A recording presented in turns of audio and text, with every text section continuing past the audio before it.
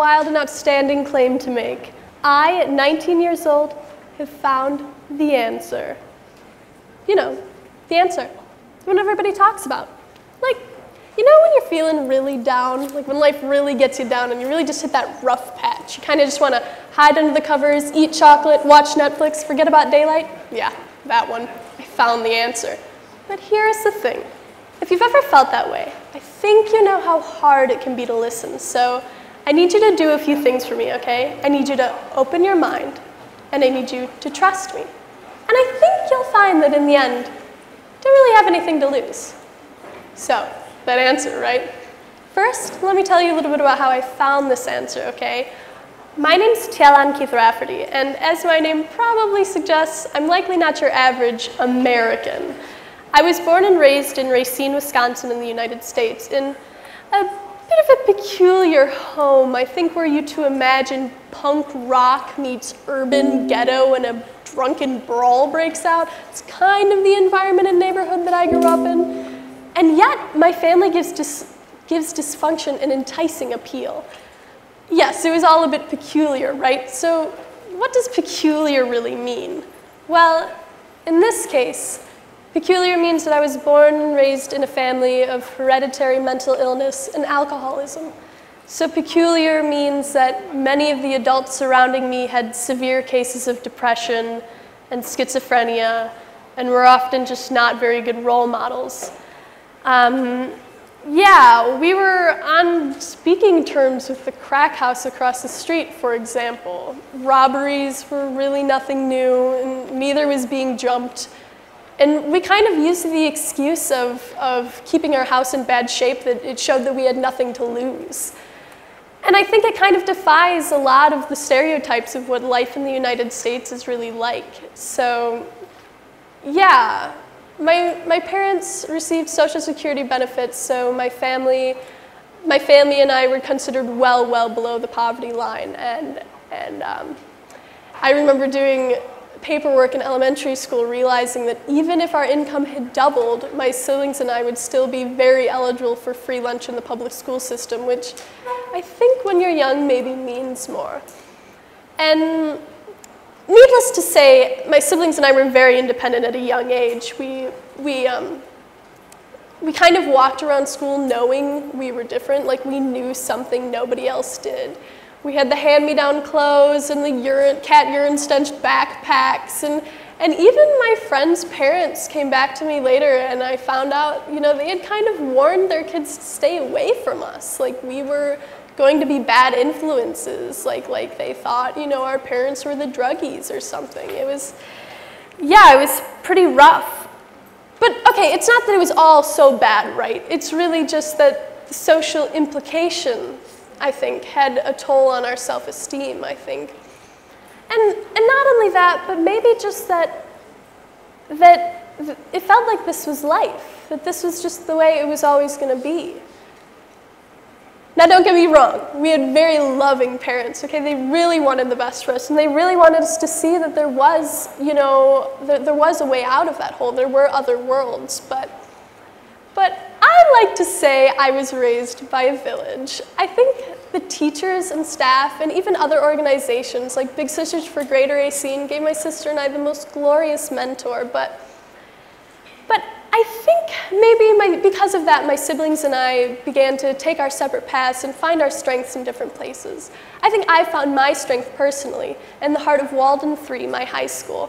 I started joining clubs, following my brother's footsteps, like student government and green school and environmental club. And I think 10th grade was my turning point. I stumbled across the idea of shaving my head for pediatric cancer research, and I really don't think I knew what I was getting myself into when I introduced this idea to student government. I don't think I knew that I would be leading this, but 40 shaved heads later and nearly $7,000 in donations from this tiny little school of 500, and I think I had a newfound confidence. And then it just kind of started growing. I went with a few members of my green school club and introduced an idea to the Common Council of Racine, an intersection repair project. We painted a mural on the roadway and to brighten up the neighborhood. And then I started correlating with 350.org to raise awareness for carbon dioxide emissions. And I realized how much that mattered to me, how much the environment was something that we needed to care for. And so it sparked a passion in me, and I took a leap of confidence and applied to a semester school, boarding school called Conserve School, an environmental stewardship. And it was there I moved away for 4 months from my home, almost unheard of in my family. And there I truly gained the skills and knowledge that I needed to be an environmental steward, to make the world of difference, as they say. And I came home and started organizing vigils and rallies myself. And really, truly, I was even working with Citizens Climate Lobby and meeting with representatives of my local and state and talking to them about climate legislation. And I was truly becoming a leader. It was actually incredible for me, but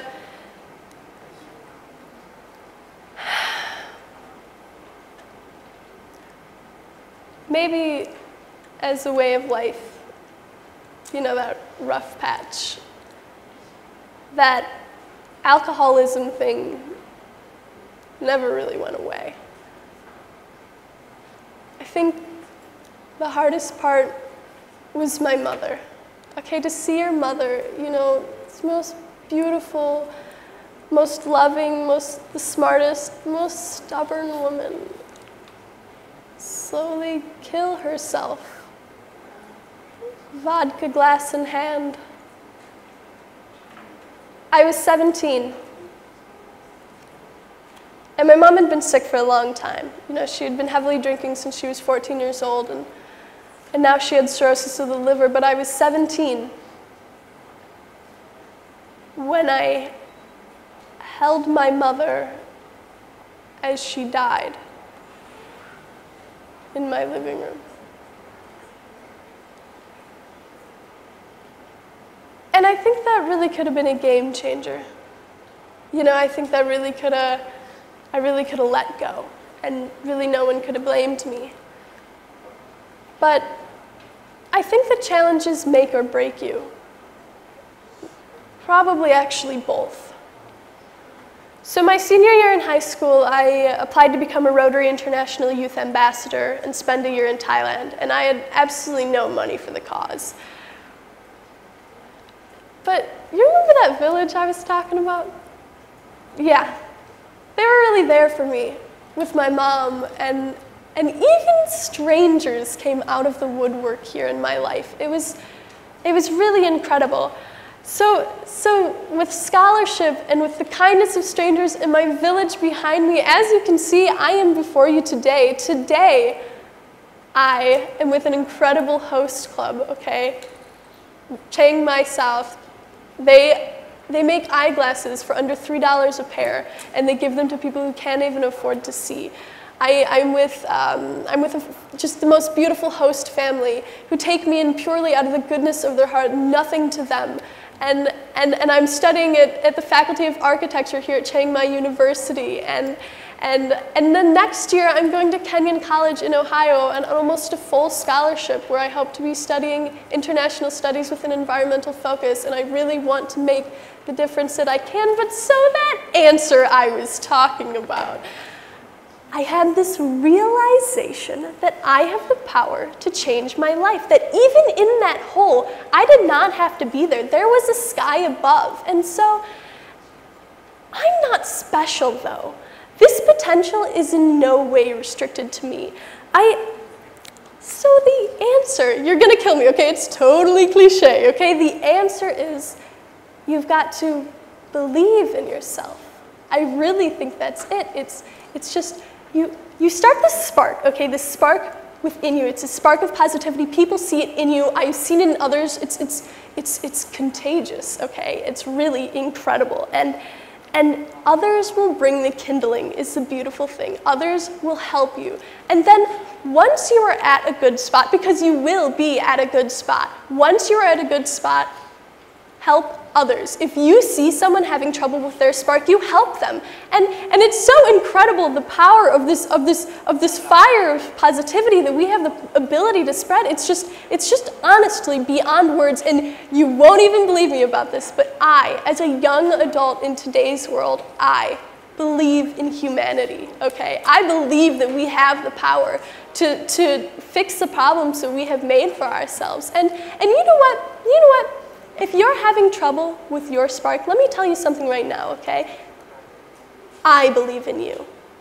I believe in you even when you don't believe in you. You have this potential. All you have to do is be the change, okay? Be the change. Trust. Try trust. Open your mind. Open your heart. And help others. And I think you'll find that in the end, what do you have to lose? Thank you.